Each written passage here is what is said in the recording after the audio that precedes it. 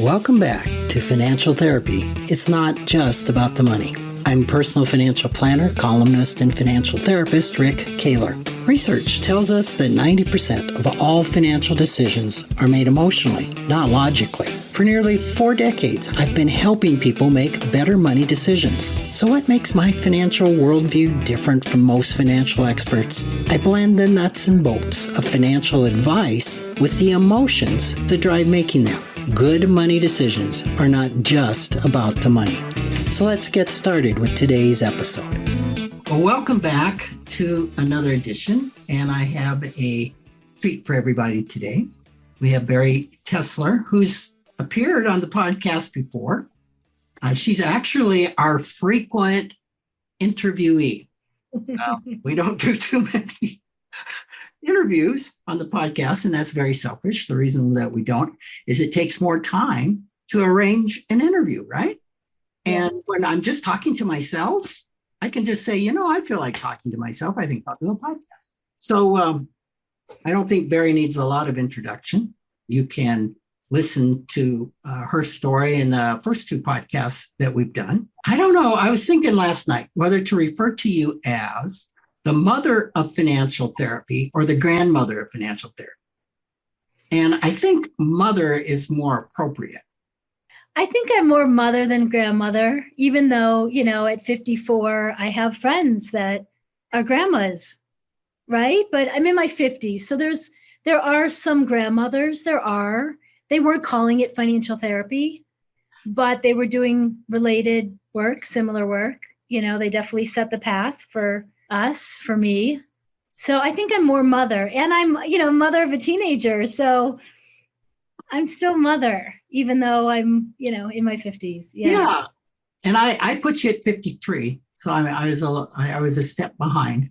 And I was also thinking, but it was so long ago.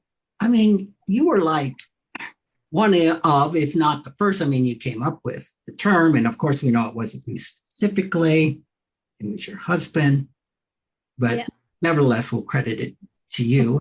I'm the one doing the work, but he's an incredible namer and he needs to get credit and honor for that. And he was the one when I put it all up on white paper and on the wall and was like, this is what I'm doing. And here are the 3 phases. And, he was like, oh, that's financial therapy. You're a financial therapist. Yes. You have blazed quite a trail in the financial therapy world. And I am just curious, what are you up to? What's new? What's exciting? Yeah. What's new and exciting is a mentor program that I finally launched and taught last year for the founding member round. And I'm doing it now for the 2nd round. And I'll do it one more time for the 3rd round this year. And it's a program that I've been trying to do and trying to get myself to do for years. Because for years, students in my year-long program, and now I'm referring to that as my year-long program is for lay folks. And I don't know if I love that term, but that's what we're using. And of course, there's therapists and coaches and financial professionals in there, right? But my mentor program is for therapists, coaches, and financial professionals. And these folks have been asking me for years to do some kind of specialized program. They were asking me even for certification.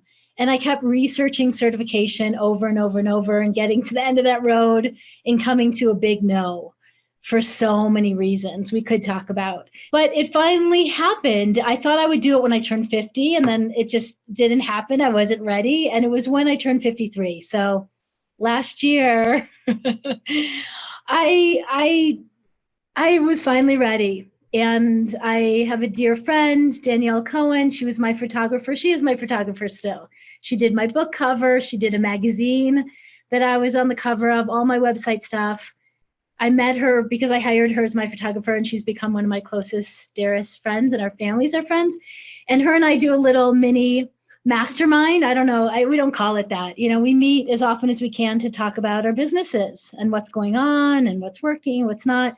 And she helped me craft this. And it's 4 months and it's 16 Zoom calls. So we meet weekly and we have different topics. And there's 3 main goals. The first goal is to have a safe space for therapists and coaches and financial professionals to do their own money work. So the therapist needs a therapist, the bookkeeper needs a bookkeeper, we need to be doing our own work in a safe space. And I'm starting to replace safe with a brave and courageous space. So that's number one, right? Is to have a safe space, a brave space to be doing your own money work, looking at your own money, emotions, stories, learning what's coming up for you, your edges, your strengths, your challenges, all of that, right? And knowing that we all have our money stuff, even if we're therapists, coaches, and financial planners, we all have our money strengths, we all have our money challenges, we all have our money stories to work through. So that's number one. Number two is to learn more tools, money tools, both emotional, psychological money tools, somatic money tools, and practical money tools to bring back to your existing clients, right? So that's number two, is to learn more tools, learn new tools. I love giving tools and practices, right? My books are filled with them. So that's number two. And number three is to support folks to create a more healthy and sustainable practice or business. Setting up the foundation, whether that's getting clear about your pricing, getting clear about your services, your business models, how to learn how to make good money decisions based on time, energy, money, family, health, all of that.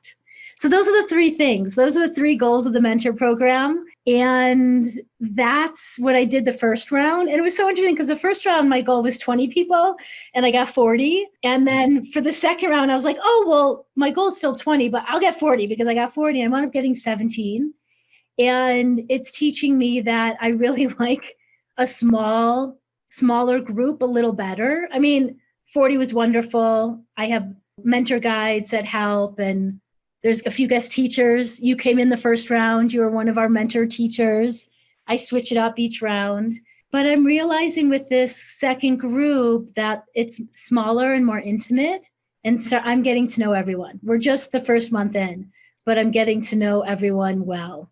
And I'm really enjoying it. So this is the evolution of my work, the year-long program for lay folks. It's the foundation. It teaches you my whole methodology and the tools and the three phases: money healing, money practices, money maps. But this mentor program is for other colleagues and professionals to get access to me. The biggest thing that I'm learning a lot, but one of the things I'm learning is that one of the benefits of this smaller group is that everyone gets to learn from each other, and everyone gets to watch me model and mentor, teaching, leading a group, working with folks individually.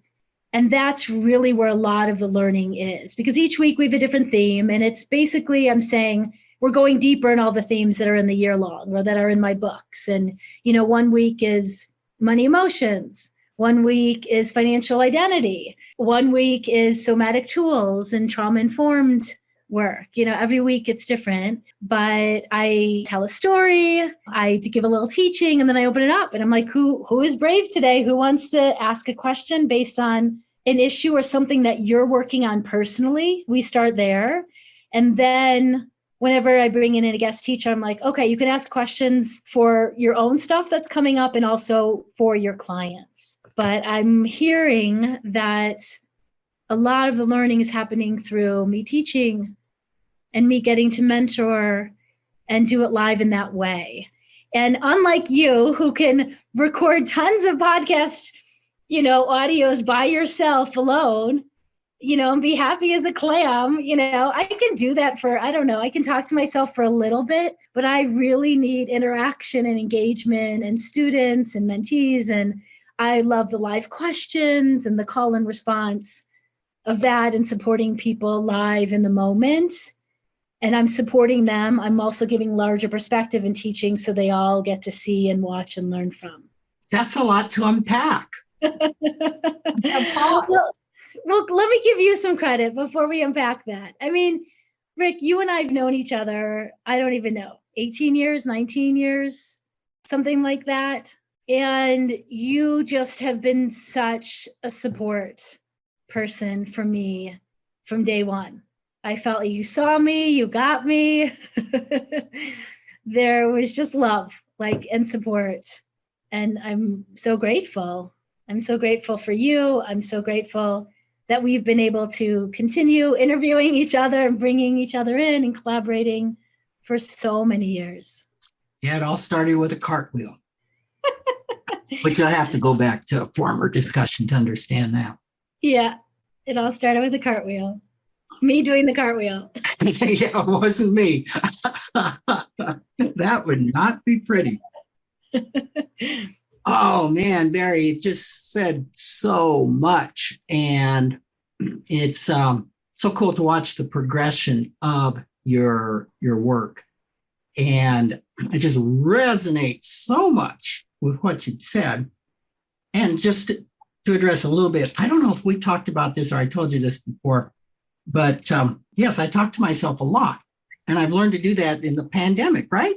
I mean, I've spoken to conferences and all I'm looking at is me.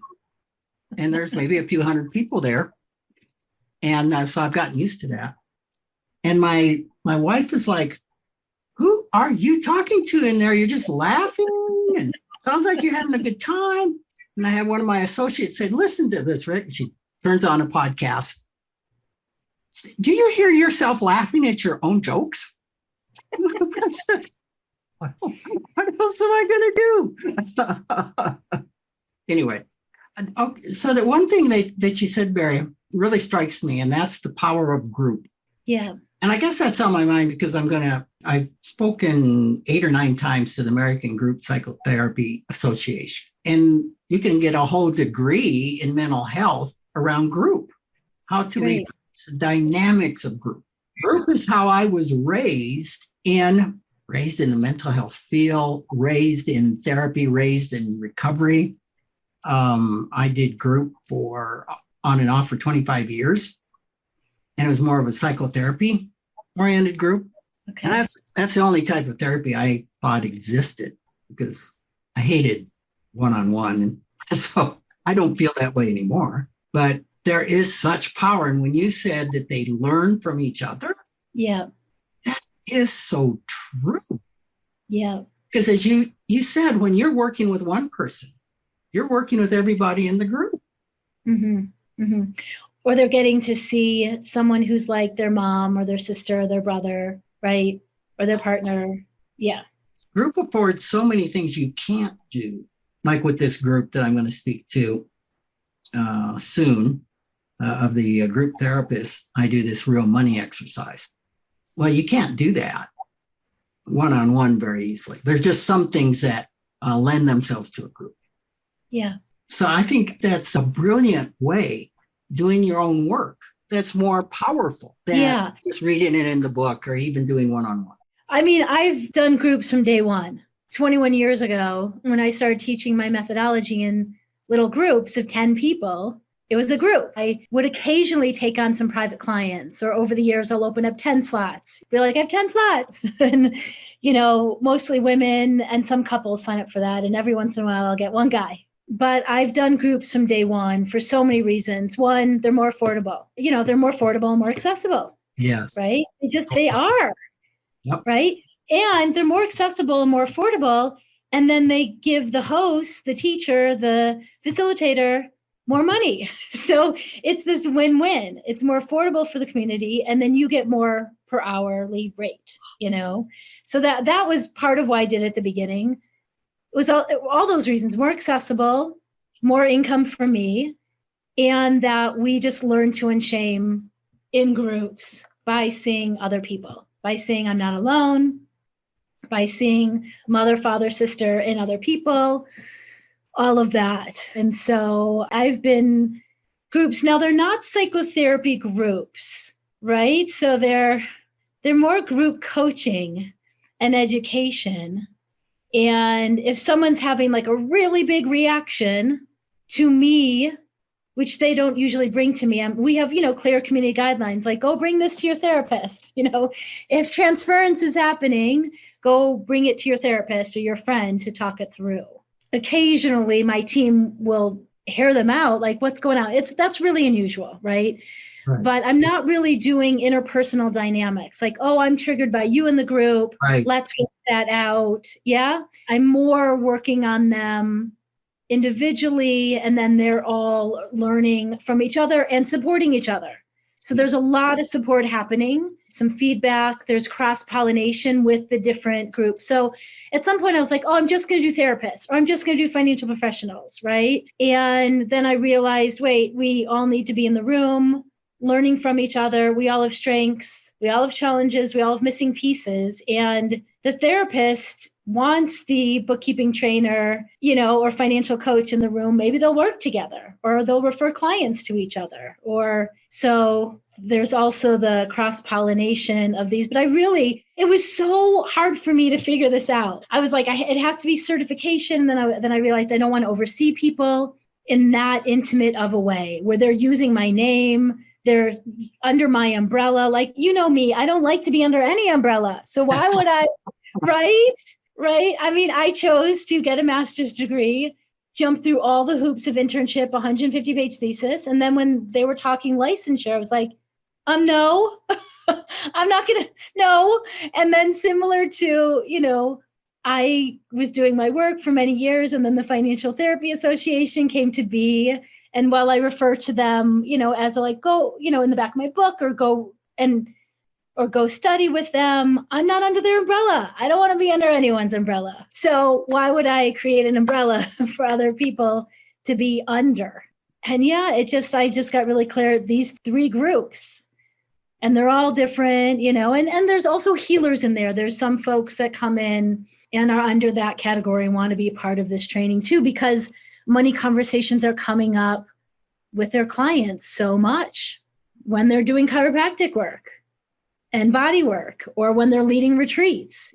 Yeah, again, so much to say. And as you were talking about the group, it's more affordable by the attendee. It's more profitable for the leader, which I'm really glad that you brought out in very much Bari style, because I'm thinking, I wonder if I should bring that out or not. And also, in many ways, a really rich learning environment because of the dynamic of group, because of being exposed, a therapist being exposed to a financial planner and how they think, and a planner to a therapist, or a therapist to a coach, or all of these different points of view, which is so enriching in itself, and something that one individual can't bring, right? Yeah. But a group of 10 or 15 or 20 can.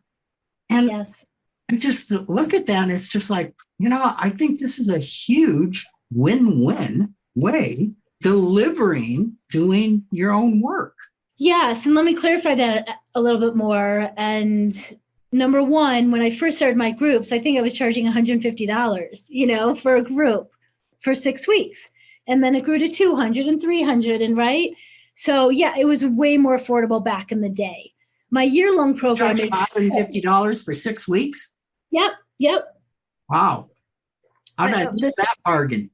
Totally. This was 21 years ago, right? When I was living in a little shack in an apple orchard, right? And it's still very much a hippie, and I was just starting out and just experimenting. I didn't want to offer them for free, like as a beta testing. I wanted to charge something, so I started out with that. So then it was obviously way more accessible and affordable. My year-long program is still a low price point. Now, it's accessible for a lot of people. It's all relative. There's still going to be people where it's not accessible to, but we have a buddy discount.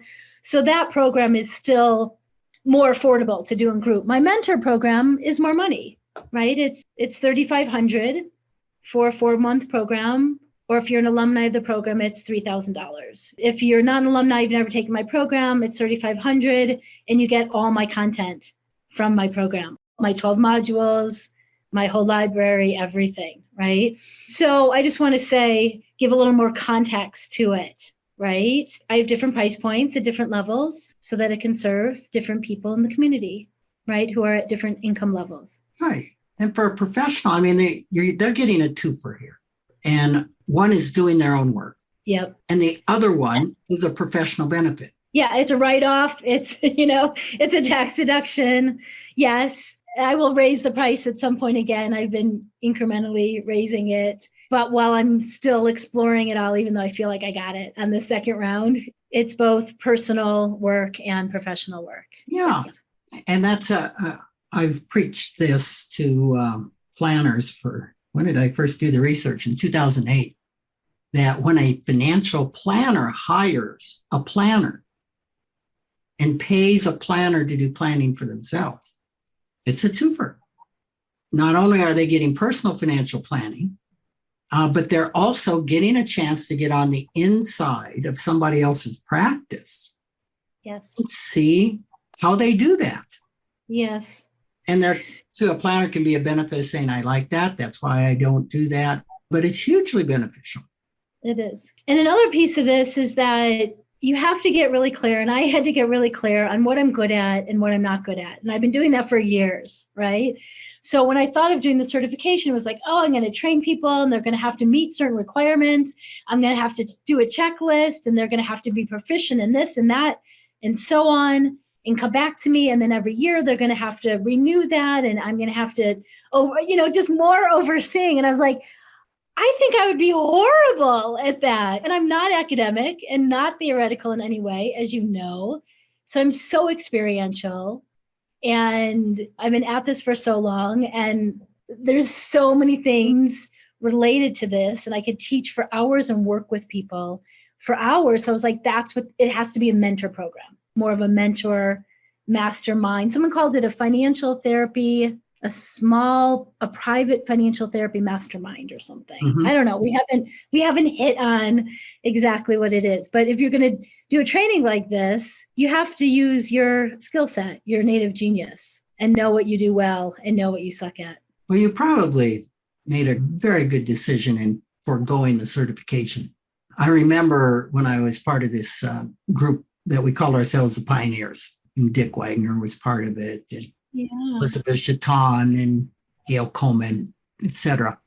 And we grappled with that for 3 years on how can you come up with a guild or some stamp that says this person has done their own work. Went back and forth. And I remember one finding out of all of this discussion came to be absolutely no certification. Okay, let's talk about that. And first I want to show you, there's a comedian who does an imitation of therapists. And they have all the layers of glasses and the layers of shawls. It's one of my favorite little routines. Anyway, so let's talk about that, right? Because at first I was also with my mentor program going to require that everyone do my year-long program. And then I decided not to. And the first run, it was like half and half. People had already been through the year-long. The other half who hadn't. They had read my book, right? This second group is 3/4 new people. They read my book like just in the last few months. They never took my year-long program. But what I'm getting at is that even folks, if I had required folks to take my year-long program and to go through that, everyone does that differently. Everyone does that in their own way. There's no grade at the end. There's no checklist. There's no, oh, you did all 12 modules in the year. You did every exercise. Oh, you did your own work. And, are at a level where you're now proficient, what? And what is that proficiency? And so, right, it's knowing yourself well, right? Yes, there could be markers, doing your own money work, knowing your triggers, knowing your patterns, making changes, unraveling a lot of them, having a bookkeeping system in place, knowing your numbers, knowing how to make good money decisions. Like we could, but it's also ongoing. And I couldn't give someone a grade or an evaluation for how far did you get in my year-long program. Everyone begins and ends at different places, depending on, yeah. So yeah, I think that would be a great topic to continue if you've got the time. I do. All right. So thanks for joining us on this segment, and join us again next week. And we'll pick up right where we've left off, because that's exactly what we're going to do. Thanks for joining me, Rick Kahler, for another episode of Financial Therapy. It's not just about the money. This is where I combine the nuts and bolts of financial advice with the emotions that drive making them. Remember, every financial behavior, whether it appears illogical to you or others, makes perfect sense when we understand the underlying beliefs, feelings, and thoughts. Sign up for my weekly blog at financialawakenings.com. I hope you'll join me again for our next episode.